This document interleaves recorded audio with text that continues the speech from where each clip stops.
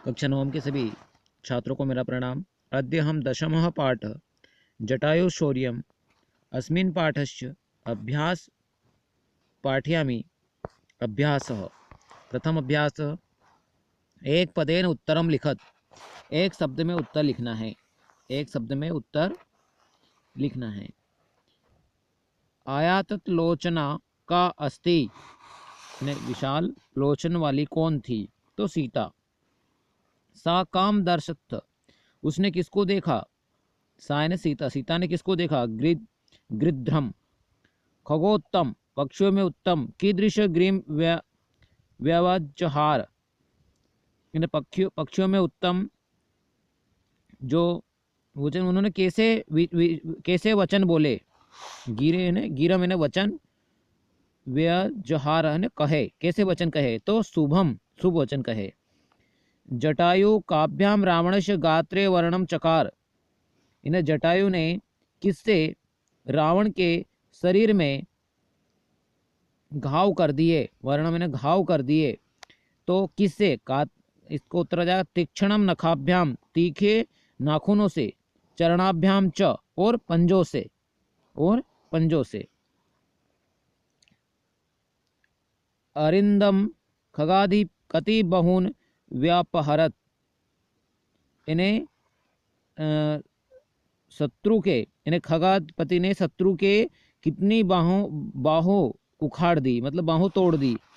तो कौन सी बाहों? मतलब कति बाहुन, कितने बाहों? तो 10 वाम बाहुन, 10 बाई बाहों को उखाड़ दिया, है ना, हटा दिया। रावण की 10 बाई बाहों को उखाड़ दिया। एक वाक्यन, अब जो अगला प्रश्न है वो एक वाक्यन में है।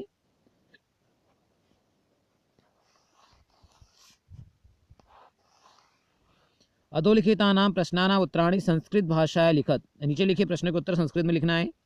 जटायु पश्य इति का वदति, जटायु देखो, यह किसने बोला? तो सीता ने कहा। का की जगह क्या हो जाता है? सीता। जटायु रावणम किम कथयति, जटायु ने रावण से क्या कहा? जटायु ने रावण को क्या कहा? तो किम को हटा देना है, यहाँ से उत्तर होगा जटायु रावणम कथयति, योजक चिन्ह लगाने के बाद में दिखना नीचा मति, अरे नीच बुद्धि वाले। परदारा भी मर्श व शत, निवर्तीय, निवर्तय, इन्हें पराई स्त्री के स्पर्श से बचो। पराई स्त्री के स्पर्श से बचो। ये परदारा भी मर्श नत लिखा हुआ है ना, और निवर्तय ऐसा है। तो क्या कहा? उत्तर क्या हो जाएगा? जटायु रावणम अकथयत, जटायु ने रावण को कहा नीचमति, नीच मति वाले, दुष्ट बुद्धि वाले, पराई स्त्री के स्पर्श से बचो। क्रोधवसाद रावणम किम कर्तुम उद्धृत अभवत, क्रोध के वशीभूत होकर रावण क्या करने को तैयार हो गया? तो उत्तर है यहाँ किम कर्तुम उद्धृत अभवत। इस ये पूरी लाइन को आपको छोड़ देना, यहाँ से लिखना है क्रोधवसाद रावणम, क्रोधवसाद रावणः जटायुम अभिजघान, इन्हें जटायु पर आक्रमण कर दिया। पद्गेश्वर रावणस्य कीदृश चापम सरसम भज्जः, इन्हें यहाँ पर ये पद्गेश्वर का अर्थ होता है ये जटायु। जटायु ने रावण को कैसे चाप और सर से तोड़ दिए, मतलब कैसे चाप, उनकी कैसा सामान, उनका जो धनुष और बाण जो था वो कैसा था? तो पद्गेश्वर रावणस्य मुक्तामणि विभूषितम, मुक्तामणि से विभूषित धनुष और बाण को तोड़ दिया। जटायु केन वाम बाहु दर्शति, वाम बाहु दर्शति, जटायु केन किससे, इन्हें जटायु ने किसके द्वारा वाम बाहु दर्शति, उसकी बाएं बाहु को दिखाता है, मतलब घायल कर दिया था, हटा दिया था। तो किससे हटा दिया था? केन की जगह आ जाएगा ये जो यहाँ पर घ वाले में हमने जो उत्तर लिखा है, ये देखो, ये वाला तीक्ष्ण दोनों शब्द लिखा हुआ है ना, ये हमने एरो का निशान भी लगाया है ऐसा, इस एरो के निशान मतलब यहाँ पर ये है। तो इस केन की जगह आपको ये जो शब्द है ये लिख लेना है, ठीक है। तो उत्तर क्या हो जाएगा? जटायु तीक्ष्ण नखाभ्याम चरणाभ्याम च वाम बाहु दर्शति, वाम बाहु दर्शति दिखाता है, ठीक है। अब तीसरा प्रश्न क्रमांक 3, उदाहरण अनुसार णिक प्रत्येक प्रयोग कृत्वा पदानि रचयेत, ये ऋणिक उदाहरण के अनुसार जो शब्द हैं उनको को ध्यान में रख करके आपको प्रत्यय परिचय बताना है। जैसे यहाँ पर दिया है उदाहरण, गुण धन ऋणीन, तो गुणीन हो गया, ऋणा पे ई की बड़ी की मात्रा और ना लग गया, ठीक है। यहाँ पर दान धन ऋणीन, तो दानीन हो जाएगा। ये जो ऋणी, ऐसा नहीं कि ऋणी ये है, ये यहाँ पर भी ऋणी है इसलिए ऋणीन हुआ, ठीक है। यहाँ पे दान धन ऋणीन, तो न पे बड़ी की छोटी की मात्रा दानीन, दानीन हो जाएगा। कवच, तो च पे ई की मात्रा कवचीन, ठीक है, यहाँ कवचीन लिख दिया। सरधन ऋणीन बराबर सरीन, कुशल धन ऋणीन बराबर कुशलीन। इस प्रकार से ये यहाँ का समाप्त होता है। अगला देखना है इसमें,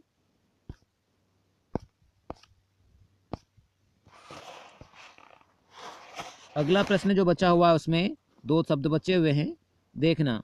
यहाँ पर धन धन ऋणीन, तो धनीन, दंड धन ऋणीन, तो दंडीन। रावण से जटायोश्च विशेषाणी सम्मिलित रूपेण लिखितानि तानि पृथक पृथक कृत्वा लिखत। इन रावण और जटायु के विशेषण शब्द लिखे हुए हैं, ये इनको अलग अलग लिखना है। जैसे रावण के अलग हैं और जटायु के अलग हैं।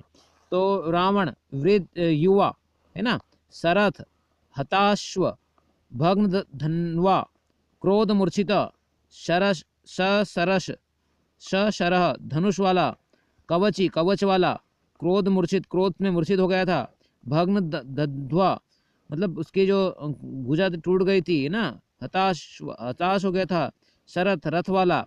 जटायु, जटायु क्या था, वृद्ध, महाबल बलशाली, पतंग सत्तम पक्षियों में उत्तम, महागृद्ध महागृद्ध, खगाधिपति खगा पक्षियों का राजा, पद्गेश्वर पक्षियों में श्रेष्ठ है ना, और शरी। इस प्रकार से ये इनके जो हैं वो लिखना है ना। विशेषण शब्द थे इनके अपने अपने अलग ही। अगला प्रश्न है, क स्तंभ लिखितानां पदानां पर्याय ख स्तंभ लिखितानां तान यथा समक्षम लिखत। कवची, तो कवचधारी। आशु, शीघ्रम, आशु का मतलब शीघ्र होता है। विरथ, रथ विहीन। पपात, अपतत, भुवि, पृथ्वीयाम। पत पद पदगतम यानी पक्षी में श्रेष्ठ, पक्षी श्रेष्ठ। इस प्रकार से ये प्रश्न समाप्त होता है। अगला प्रश्न है, अधोलिखितानां पदानां विलोम पदानि मंजूषया दत्तेषु पदेषु चित्वा यथा सक्षम लिखतो। तो ये यहाँ पर लिखे हुए हैं, इसमें से विलोम शब्द लिखना है। जैसे विलपंती, तो हसंती, विलोम विलपंती विलाप करता, हसंती हंसता है। आर्य, अनार्य, ठीक है। इस प्रकार से ये यहाँ पर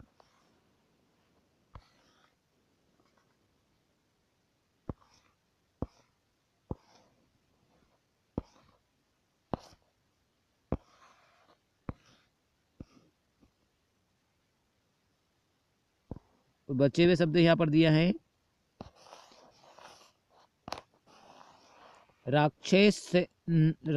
राक्षसेन्द्रेण देवेंद्रेण है ना, देवेंद्रेण देवता, राक्षसेन राक्षस। पाप कर्मणा, पाप गलत कर्म। पुण्य कर्मणा, विलोम शब्द आएगा पुण्य कर्म। क्षिप्रम मंदम, क्षिप्रम ने सग्रीव, मंदम ने शीघ्र मतलब मंदम ने देरी से। विघर्यत प्रशंस्यत, निंदा प्रशंसा। वृद्ध युवा, बुजुर्ग जवान है ना। वामेन दक्षिणेन, वामेन ने बाएं, दक्षिणेन ने दाएं। अतिक्रम्य अनतिक्रम्य, अतिक्रम्य अनतिक्रम्य है ना। इसी प्रकार प्रश्न क्रमांक 6 देखना 6। अधोलिखितानि विशेषाणि पदानि प्रयोज्य संस्कृत वाक्यान् रचयत। शुभाम, खगाधिप, हतसारथी, वामेन, कवची। अब ये शुभाम और खगाधिपति इसका हमने ऊपर लिख दिया यहाँ पर है ना। प्रश्न क्रमांक 6 का, प्रश्न क्रमांक 6 के का क और ख इनका हमने ऊपर लिख दिया है, जैसे यहाँ पर दिया है प्रश्न क्रमांक 6 का। देखना प्रश्न क्रमांक 6 उत्तर क। शुभाम पे वाक्य बनाना। शुभाम मैंने शुभ वचन। जटायु रावणम शुभाम गिरिम अकथयत। जटायु ने रावण को शुभ वचन, गिरि मैंने वचन, अकथयत ने कहे। खगाधिपति, खगाधिपः, खगाधिपः खगाधिपः जटायु विलबंती वेदयीम अपश्यत। खगादि खग ने पक्षियों के राजा जटायु ने विलाप करती हुई वेदही मैंने सीता को देखा, ठीक है। इस प्रकार से ये 2 यहाँ पर कर दिए हैं, बाकी के को यहीं पर हमने लिख दिए हैं। प्रश्न क्रमांक इसी का 6 का अ का ग। हत सारथी, हत सारथी रावणम भूमो अपतत। सारथी रहित रावण भूमि पर गिरा। ठीक है, फिर अगला वामेन, वामेन हस्तेन दानम न करणीयम, बाएं हाथ से दान नहीं करना चाहिए। कवची, रावण कवची सती च आशित, तो रावण कवच धारण किए हुए था, है ना, रावण कवच धारण किए हुए था। उदाहरण अनुसृत्य समस्त पदम रचियत, उदाहरण के अनुसार ये इनको प्रश्न करना, जैसे त्रयाणाम रोचनाम समार त्रैलोकी, क्या हो जाएगा, त्रयाणाम लोकानाम समार त्रिलोकी, त्रिलोकी, त्रयाणाम लोकानाम समार त्रिलोकी। फिर पंचानाम वटानाम समार पंचवटी, सप्तानाम पदानाम समार सप्तपदी, अष्टानाम भुजानाम समार अष्टभुजा, चतुर्णाम मुखानाम समाहार चतुर्मुखम। इस प्रकार से ये सामासिक शब्द हैं और ये समास विग्रह है ना, ये सामासिक पद हैं और ये समास विग्रह है। तो इन शब्दों को हमने यहाँ पर इस प्रकार से मिलाया है। आशा करता हूँ कि आपको ये समझ में आ गया होगा और निश्चित ही आप अपनी फेयर कॉपी में इनको नोट करने की कृपा करेंगे। ठीक है, जय हिंद, जय भारत, इति श्री।